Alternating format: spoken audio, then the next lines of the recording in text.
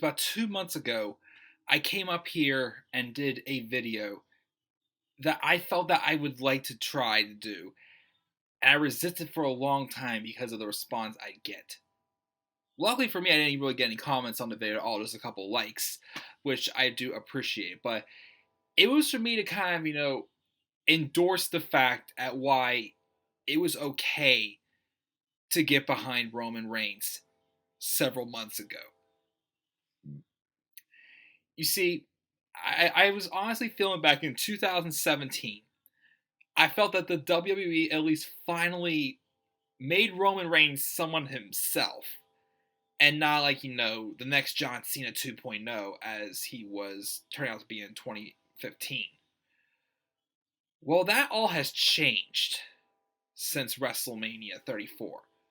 Why though? Why have I all of a sudden gone downhill and back down the Roman Reigns hate train path, pretty much, if you want to put it that way? Well, again, let me reiterate this. I don't hate Roman Reigns as a whole. Again, I think the guy is talented. When the guy is given great material to work with, he can take it and run with it. Whenever the guy puts anybody over, he makes him look like $1,000,000. When the guy was Intercontinental Champion, I thought he made Elias look $1,000,000 in the match they had. He had a great, mini feud with Samoa Joe for the Intercontinental Champion. Yes, he won the match, but Joe was a very well-established heel throughout the feud. So at the same time, he came away with the victory also. Unfortunately, that wasn't the case, though, for this time around. So let's analyze here what happened. So again, 2017, as I said, after he beat The Undertaker and retired him, which The Undertaker didn't officially retire, it was like The Undertaker more so just, lost hope in himself pretty much. Before John Cena just, pushed him over the edge and he came back and he squashed him in like 5 minutes or whatever like this was already. And he faced Rusev in a 10-minute casket match that was, for what it was, all right, but it wasn't good for Rusev. But he feuded with Braun Strowman. They had a great series of matches. He put over Braun Strowman. He did not win the Extreme Rules Fatal 5-Way last year. We had a decent showing in that as well. He did well in the SummerSlam Fatal 4-Way. Of course, a month earlier, he tried to kill Braun Strowman pretty much after the ambulance match by slamming the ambulance into a semi. And then he feuded with John Cena. He won the match, and that's where I think fans started to think, okay, maybe he's not going in a direction we thought so. I thought that too, because it just looked like WWE was just like, going back to their old ways with him again. But then when they put the Shield back together, it felt cool. It was fun. Of course, the Shield then quickly had to be split apart again because Dean Ambrose was injured. And that was around the time where Roman had his run of the Intercontinental Championship, which, again, I'll give it to him. He was a good Intercontinental Champion. And he put over The Miz when The Miz won it back off and when he returned right before the Royal Rumble. But then I started noticing something. Something that starts giving me questioning. Is the WWE are they serious about trying to make Roman Reigns number contender? I mean, not number contender, the face of the company. Or is at this point they realize that, it's not going to work, but we have all the money anyway, so we can just troll around with them the way it is. I'm pretty sure we felt that way beforehand, but after WrestleMania last year with feud Braun Strowman, it felt like they were finally, again, as I said before, like making Roman Reigns his own. And he felt like he was Roman Reigns and not John Cena 2.0 or just some guy that represents the company saying, screw you all, this is how we're doing things. Because that was not the case in the 2017 Royal Rumble match. Then bringing him out at number 30 in the 2017 Royal Rumble match was pretty much just them getting a flat tire. Because that just sucked the air and the life out of anyone's excitement in that match. Because because with how unpredictable that Royal Rumble match was, to have him come out in the last surprise spot, number 30, where it could have been Finn Balor. It could have been Daniel Bryan making his return for crying out loud. It could have been, I don't know, well, Undertaker's already out there, but it could have been somebody big. Samoa Joe, as I still felt he should have debuted in the Royal Rumble match. Yes, he did debut the following night on Raw. The segment he debuted in was, perfect for him, but I still felt there was no excuse why he should have been in that Royal Rumble match. He should have been. There's no reason why. Instead, they bring him out, and that just let all the air out of the tires that match going forward. But let's fast forward out to 2018. He was Intercontinental Champion. He lost to The Miz. The next pay-per-view is the Royal Rumble, of course. They did not have a segment at all on Raw leading up to the Royal Rumble where Roman Reigns announced he was entering the match. And I did not understand why they didn't do that. Especially the fact that he, was the runner-up for the second year in a row, as well in the top 3 for the past 2014, 15, 16, 17, past 5 years. Roman Reigns has at least been won the final 3 in the Royal Rumble match, as he was the runner-up in 2014 when Batista eliminated him. 2015 he won the match. 2016 he was third after Triple H eliminated him before it came down to him and Dean Ambrose. And 2017 he was runner-up again to Randy Orton. And 2018 he was runner-up again to Shinsuke Nakamura, who Shinsuke had to take out both him and John Cena to win, as they were the only 2 left against Shinsuke. So, I mean, at least, the 2 of them look great in putting over Nakamura, even though they didn't book Nakamura too well after that, leading up to his match at Wrestlemania, left the heel turn, but that's getting way off track here. My point is, though, there was no story for Roman Reigns being a threat to win that match, other than the fact that he's Roman Reigns, he has the experience, but he's just entering the Royal Rumble match just because. And then, I kept saying, as long as they have someone like Shinsuke Nakamura wins the Royal Rumble, Roman wins the Elimination Chamber, I'm cool with it. But let's look at this again. I probably mentioned how many times. The Elimination Chamber match that we had, for some reason this year, had to have 7 people. And I don't know why. It felt like it just happened. I wanted a story as to why there was 7 people in the match. Because to me, it just did not make any sense. 6 of those 7 had a story going into the match, it felt like. It was building up to something. Roman, however, he won a qualifying match against Bray Wyatt, and he didn't really cut much promos of hyping us up for him to maybe win the match and go on to face the Universal Champion Brock Lesnar. Why does he want Brock Lesnar, pretty much? None of that. He just faced Sheamus and then someone else on the show also. And also, remember this too, he was the first person eliminated in the gauntlet match to Seth Rollins. To me, they booked him like he was, the least likely to win in the Elimination Chamber match. But of course, we all knew in the back of our heads, we knew that since before WrestleMania 33, the WWE had in mind Roman Reigns versus Brock Lesnar at WrestleMania 34, where Roman Reigns would finally defeat Brock Lesnar and become the Universal Champion, as they wanted to do with the WWE World Heavyweight Championship back in WrestleMania 31. But of course, they crapped out because they didn't get a good reaction. They had Seth Rollins cash in and have the heist of the century, which was the best thing to happen for that main event. I mean, that match was still great between Roman and Brock. It was awesome, don't get me wrong, but things were made so much better with having Seth cash in. Seth Rollins, got big time attention that night because he pretty much saved the show, pretty much. I mean, again, without that, the main event was still been good between Roman and Brock.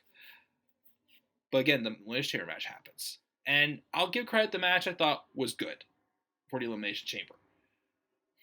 But they had Braun Strowman, the guy that is probably the most over out of anyone in that match, eliminate everybody. And then it comes down to Roman and Braun. And Roman spears him twice to win. And afterwards, Braun just slams him through through one of the pods, just because. Probably just because the fans wouldn't be happy Roman was winning, so they're like, oh, here you go. See, Braun, you like when Braun destroys things. Braun will destroy Roman, but we all know it's not going to matter either way because Braun was not going to be getting anything else anyways, except he's got just a consolation prize, a Raw Tag title shot with a 10-year-old kid. Why? But, again, my thing was I saw comments like, okay, we knew it was happening. Let's just see what happens, because I had a little more faith in Roman Reigns at the time. So I'll be real and say I thought that the story leading up to their match at WrestleMania 34 was good. It wasn't perfect. It wasn't outstanding. It was not going to be my story of the year. But with what was going on, and not just him cutting the promos about it, but even that promo that Alexa Bliss cut about, even though, again, that didn't quite make sense this week before, Alexa Bliss, basically she was cool with being part of history again, but she mentioned, why does Brock not have to defend his title inside the Elimination Chamber? Roman Reigns brought the point, why does Brock get all these special privileges? And he's right, because at the time, a lot of us were getting sick of Brock. It wasn't just, yes, it was a move that we, of course, would try to pull with Roman Reigns and not somebody else. But to me, I thought, you know what? I understand it, but it works. I was all for Roman Reigns winning the Universal Championship at WrestleMania 34. But I was asking more just for a good match. And the match sucked. If they would have had the match at WrestleMania 31 with a winner between one of the two of them, at WrestleMania 34, I probably would have at least been a little bit happier. But here's the thing, though. Now that it's been a couple months now after WrestleMania 34, I realized that the WWE not putting the title on Roman Reigns at WrestleMania 34 may have been the worst choice to go with. Because ever since then, WWE has shown that, they are desperate as hell now to get him over. But they know it's not working. So what are they doing now? They're trolling with us. That's what it feels like. Because think about this. Roman Reigns claimed, like a week or two afterwards, whenever Brock Lesnar re-signed with WWE and was out of nowhere getting another shot at Brock Lesnar's Universal Championship in a steel cage at the Greatest Royal Rumble, the character Roman Reigns himself said, and I quote, "I'm not sure why I'm getting this opportunity." He said that on Raw. I am not sure why I am getting this opportunity. But he had the match anyways. And he lost. And yes, it was a little bit of a botched finish. Brock's back hit the ground on top of the steel cage. But Roman's feet tightly more so just hit the apron. I didn't see a time where Roman's feet were on the ground first before Brock's. I think it was Deluxe Man or somebody brought that up also. I took notice of them, like, you know what, you're right, yeah, definitely. So it's either way, Roman lost. But Roman has been insisting ever since that he should be considered the winner and he should be the Universal Champion. But then again, the same guy who said he didn't understand why he was being given the opportunity again to fight Brock Lesnar has had the balls the past couple weeks, the balls, the pearls in his pants, as John Cena would say, to come out and say that management is holding him back. What? So, in reality, us fans see that this guy has been being given so much the past 4+ years, a Royal Rumble win. Again, for the past 5 years, he was at least in the top 3 finishers in the Royal Rumble match. He's headlined WrestleMania 4 years in a row. He's won 2 of them. And he has the guts to say management is holding me back. And then he beats Samoa Joe. So you think with him beating Samoa Joe, which again was also a terrible idea because Joe needed to win much more than Roman. Roman could have been just fine with a loss to Samoa Joe. With Joe coming back from injury, going to a new brand, obviously, they were going their separate ways, could have used all that momentum and been making a case for himself the next night to be in the WWE Championship match. If that was the case, I would have been begging to see Joe, Styles, and Nakamura at Money in the Bank in a triple threat match. It could have at least, salvaged the feud. If they were going to be having Styles Nakamura throughout the summer, it could have helped by having, the triple threat match between them. Maybe, I don't know, have Styles and Joe or something like that at Extreme Rules and somehow lead it to, the finale of Styles and Nakamura at SummerSlam or something, because I don't know what the heck's going on with that feud now. They've had so many matches and so many, not clean finishes. I just don't know what's going on anymore. But anyways, so he wins.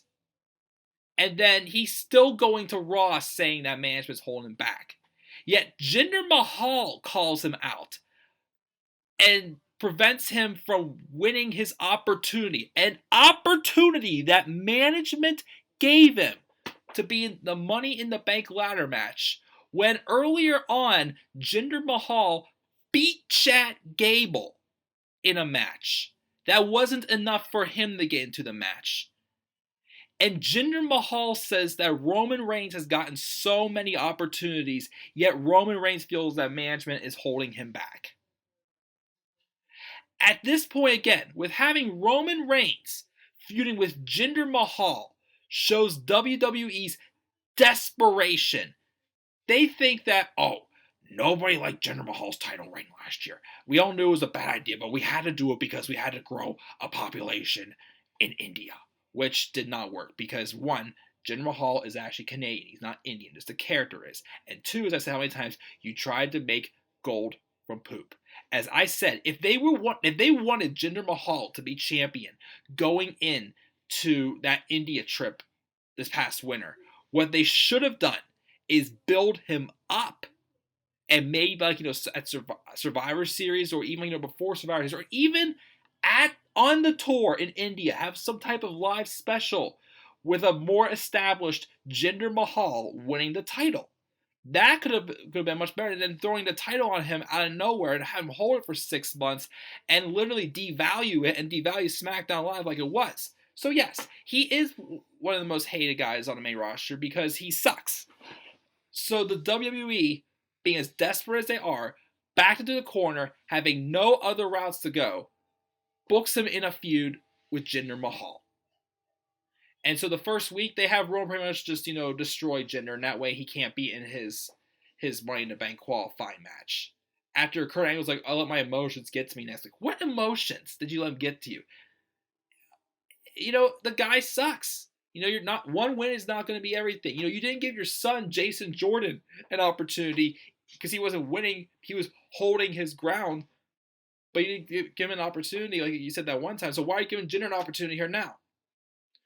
The feud makes no sense, and it just shows, one, desperation from WWE, and two, it just shows that the WWE is just trolling with us. No story, again, for Roman. Look at this.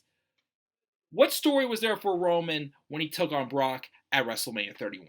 There was no story on him winning the Royal Rumble match. When he took on Triple H at WrestleMania 32, there was a story at first, but then the night after the Royal Rumble, Triple H said that Roman Reigns will get no more opportunities for his championship as long as he's champion. At the end of the night, just for the heck of it, they give Roman an opportunity to win an opportunity to face Triple H at WrestleMania in a triple threat match at Fastlane. They could have done something like, okay, Roman, you want an opportunity? Fine. Like Roman had to push them over the edge, give the opportunity, like a gauntlet match or something like that at Fastlane. Like have him beat someone from the League of Nations. Have him had them really test the waters with his friendship with Dean Ambrose. If they really want to do that, they get a more emotional side of the story pretty much. And maybe then like the last person he'd have to face is maybe the Beast incarnate himself, Brock Lesnar. Which again, yes, why would Triple H want to face any of them? I get it, but at least they're trying to, throw as much fire at Roman Reigns as they can, rather than just, hand him an opportunity that was just obvious he was going to win right from the get-go. And yes, again, as I said, they had some great beatdowns, but they thought Roman Reigns beating down on Triple H was going to be enough to put him over. No, there was absolutely no other story other than the fact that they handed Roman one more opportunity to take out Triple H. And they had a really lackluster match at WrestleMania. They didn't even care. And then the story for Taker, I say, was okay, but the match was just too hard to watch. Taker's just in bad shape. But notice that trend here.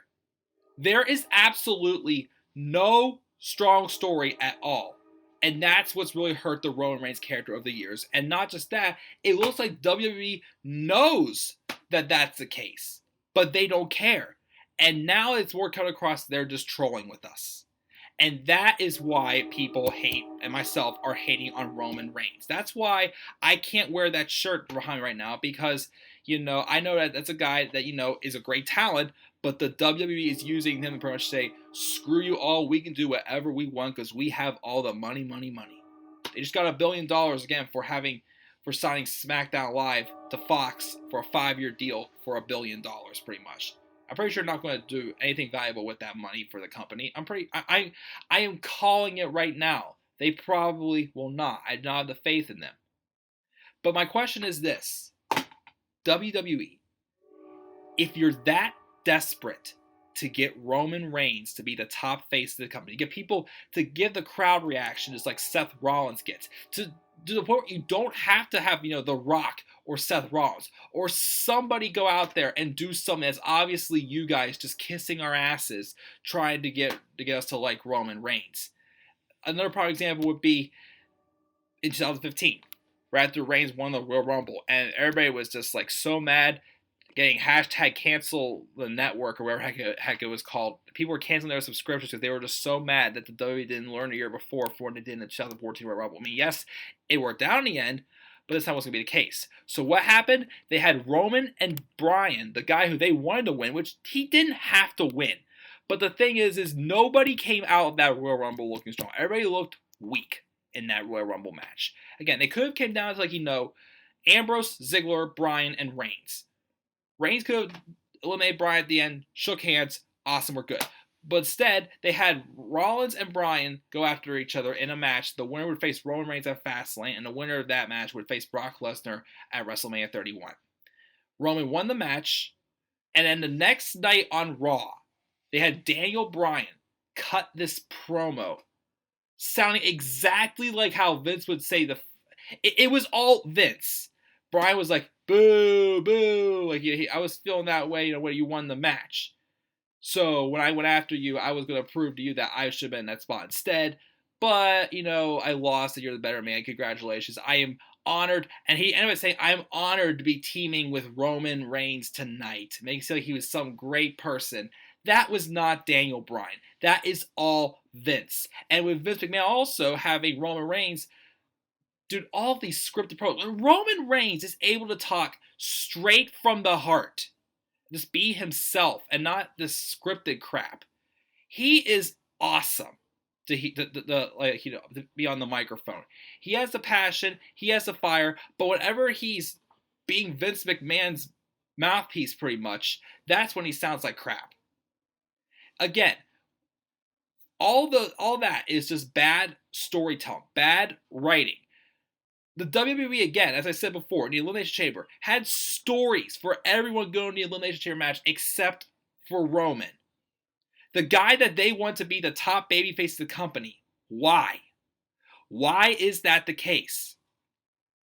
It just gets to a point now where it's like, it just feels like we're just getting trolled with. That's the only explanation I have. I asked WWE that question. Literally, I will ask them again. Why do you not sit down and actually try to write a good story for Roman Reigns instead of just trolling with us like you do? Roman Reigns, obviously, coming into the Royal Rumble in number 30 in the 2017 Royal Rumble was a troll move. They knew that the fans wouldn't like it, but they still did it anyways. And then, of course, they had the commentary team saying stuff like, oh, Roman's getting a good reaction. Here's the thing. As soon as Roman gets a good reaction, does one thing right, they give him everything because they feel safe giving it to him because the crowd likes him. For how many weeks leading up to WrestleMania 32 they keep Roman off TV because they were afraid of getting a bad crowd reaction? If that's the case, then it's obvious that you're not doing something right with this guy. Either he's not the guy or you have to write better stuff for him. But also, don't completely write everything for him. Have him, have bullet points. Just speak from the heart. Don't write his promos word for word, and so you can take him to the motherland, as Ryback would say, talking about what Vince McMahon said to him. But yeah, that's pretty much, this has been like a follow-up video of my honest opinion about Roman Reigns. Again, the guy has had some great stretches, but right now, I feel he's at the lowest point of his career because the WWE is so backed into the corner because they're still so desperate to make fans like them, but yet they can't sit down and write a reasonable and great story that could easily get him over, or even just stick with the fact that they need to turn him heel. Even though he'll be booed, the crowd he'll still thrive in that heel role. The crowd will definitely want to see him kick some ass, just like Braun Strowman does. Instead of having people like Braun Strowman or Seth Rollins be the guys to go to kiss up to be Roman Reigns' bait. What was the point of Braun Strowman taking out Roman Reigns after the Elimination Chamber match if Braun was not going to be in the match anyways? Making him look like a sore loser? Why did Seth Rollins come out to save Roman Reigns on Raw this past week? Just because.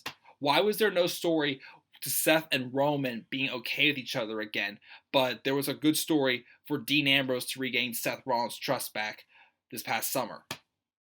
Again, why? Why are you not giving Roman a credible story at all? That's the biggest problem there. It's obvious that they just want to troll with us with the money they have. But what are your thoughts? Do you think WWE is purposely trolling us with Roman Reigns? Do you wonder yourselves, why doesn't WWE even sit down and try to write an actual story for Roman Reigns and see what happens? Leave that down in the comment section below. And as always, be sure to click my like and subscribe where content to come to this channel. And also follow me on Twitter at DemandAirBro93. And until then, guys, I will see you all later in my next video. So until then, guys, peace out, everybody.